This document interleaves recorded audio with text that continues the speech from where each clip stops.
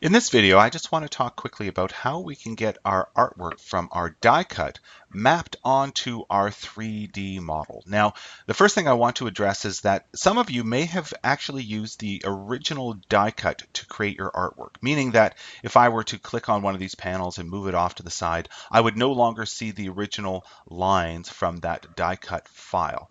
Now, if you've done that, we're going to need to do a step in order to get those lines back. I'm just going to hit Command Z here. We need those lines in order to convert our artwork into artboards. You'll see what I mean in just a moment. But the first thing I want you to do is find a clean version of that original die cut file. If you can't find it on your hard drive, remember you can always go to the Idea Refinery. And remember, the brief for this particular assignment, the GD 216 packaging illustration assignment, does contain a link to a die cut Illustrator file that has got just the clean line artwork, nothing else. Come back to our Illustrator file. So like I say, if you need to, you are going to have to open up a file, a nice clean version of the Soapbox die cut file. Now what we need are just the panels themselves, not these glue flaps. I included the glue flaps just to make it look right, but in fact all we really need are these panels here. So I've just selected those panels and I'm going to copy them, Command C. Now I'm going to come back to my Soapbox die cut file with the artwork, and I want to paste these panels here, but I want to paste them in a special way. If I were just to hit Command V, you could see it would just place them willy-nilly, but delete that. If I paste them by hitting Command B for back, it'll place them exactly where they're supposed to be in behind our artwork, which is exactly where we want them to be. Okay, if you can't get them to be pasted right behind your artwork, you can always make sure that they are still selected. Come to your layers panel, create a new layer, drag that below your artwork layer, and then just drag the artwork from that panel onto the new panel. However you do it, we just want to have some clean artwork that hasn't been changed in any way, because we're going to turn these panels into artboards next. Now let me first quickly open up my artboards panel here. If you don't have your artboards panel open, of course you can just come to the window drop-down menu and select artboards. And when you do open up the artboards panel, you will see that there is in fact just one artboard, and that's this big artboard right now that contains the entire die cut.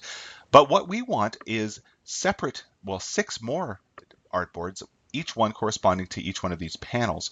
So how do we do that? Well, remember, with the artwork that we've just placed selected, that nice clean artwork, we're going to come to the Object drop-down menu and come down here to almost the bottom where it says Artboards, and we are going to convert to artboards. And what that's going to do is going to turn all the selected panels that we have into artboards. And you can see now we have 6 more artboards, 7 in total. This first one is that original large artboard that contained all the artwork. But as I click through here, you'll notice that the highlight is now around each one of these panels. So each one of these panels is now converted, well, is considered an artboard. And we can export each one of these artboards as JPEGs. So how we do that is we're going to come to the File drop-down menu, and we are going to select Export. And I've already created a die-cut JPEGs folder, but if you haven't, you can do that because we want to export these into a folder where all our panels will be collected together. The next thing I want to do is I want to make sure that my format is set to JPEG. And very importantly, I need to use artboards. I'm going to make sure that that is checked. Now currently it's set to export all my artboards, but I only want the range from artboard 2 to artboard 7. Those are the actual panels. So I'm just going to export those. I'm going to click Export. One more dialog box comes up. I'm just going to leave this as the default here. You can change this to RGB if you prefer, and make sure that your quality is set to high. And we're going to leave the resolution as high as well. High is 300 pixels per inch. We're going to say OK. And it doesn't look like anything's happened, but it has in fact exported these panels as separate JPEGs. Let's place them now. Let's come back down to the File drop-down menu and Place. I'm going to navigate back to my die cut JPEGs folder, and if I click through these, you can see that yes, in fact, each one of these panels has been exported as its own JPEG. So what I'm going to do is I'm going to hold down the Shift button, select all of these JPEGs, and place them.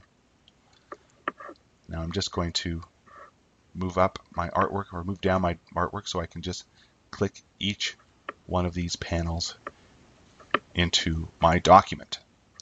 Now, these JPEGs are linked files, and you can tell they're linked because they've got the X's through the centers of them. In order to turn these into symbols, I need to select all of them and click Embed so that they are now a part of the document, not just a linked file.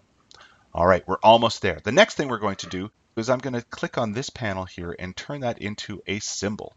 I'm going to come to my symbols panel, and the easiest way to turn that into a symbol is just to drag that into my symbols dialog box. I'm going to give it a descriptive name, panel 1. Perhaps panel front would be better. There we go. I'm going to do the same with my side panel. Drag that in. We'll call that panel side. And I'm going to do one more just for the top and bottom. Panel top. Okay. Now that I have those panels turned into symbols, I can open up the 3D effect for my box by selecting the box and opening up my appearance panel. And I'm just going to click on the 3D extrude and bevel option here. And that will open up the dialog box for this effect. I'm going to click on preview so that I can see this box. And what I'm going to do is I'm going to map art. I'm going to click on this button that says map art. Again, another dialog box comes through here, but you can see that I have 6 surfaces that I can work with. I can click through them, and you can see as I click through them, they are getting highlighted on the box here. Now I want to work with this top panel here, and I want to place my front panel right here. So I'm just going to come down here to where it says panel front. You can see it doesn't quite work, so I can click right near the bounding box, rotate that, hold the Shift button down to constrain its proportion. Let's move on to the next panel. I don't want to work on that panel or that panel. Here we go. Here's a side panel. I'm just going to place my side panel. Again, I'm going to resize this just a little bit so I can see all my artwork. There we go. One more panel to do. Let's navigate to that panel, the bottom or the top panel, and I'm just going to place that there. That one works just fine. Now there's one more thing I need to do. You'll notice that there is a button here that says Shade Artwork.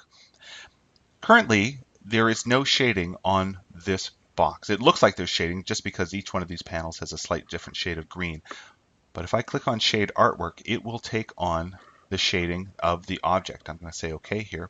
Now I can change that shading. If I want to show this in a slightly different light, I can maybe bring my light closer to the center of the object. That'll make it a little bit brighter up top here. There we go. That looks okay. If I'm still not getting the visibility on my box that I want, I can add a new light. Drag that off to the side here. And there we go. Now I can display this box and light this box any way that I like. I'm going to say OK.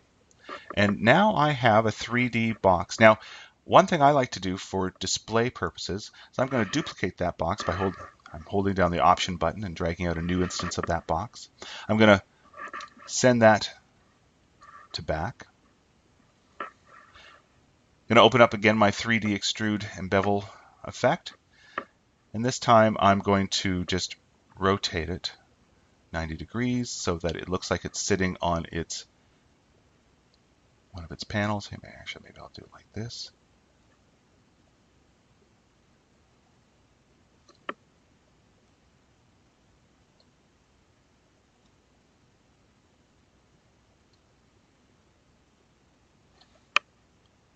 And maybe, yeah, no, that's okay.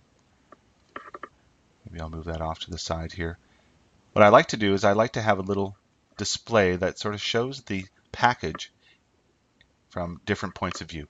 Okay, good luck.